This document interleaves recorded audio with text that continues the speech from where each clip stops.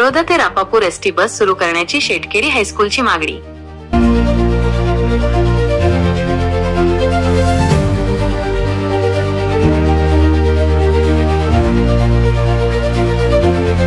तळोदा येथील शेटकेरी हायस्कूलने रापापूर गावापर्यंत विद्यार्थ्यांसाठी एसटी बस सेवा सुरू करण्याची मागणी तळोदा बस आगाराकडे निवेदनाद्वारे केली आहे।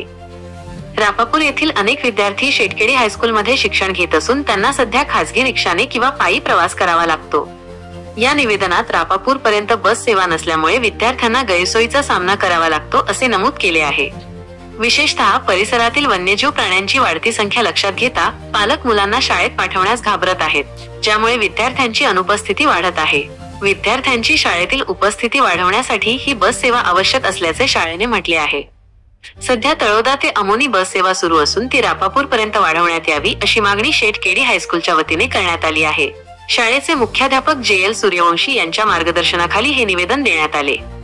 या निवेदनावर शाळेचे उपमुख्याध्यापक JN माळी, पर्यवेक्षक PP Patil, PM Wankhede, AP सोनार, ND More, SS Thackeray, TS Suryavanshi, RI Chavan, CK Ingale, JI Rane, SB Vasave, SK माळी, NJ वळवी आदींच्या सह्या आहेत।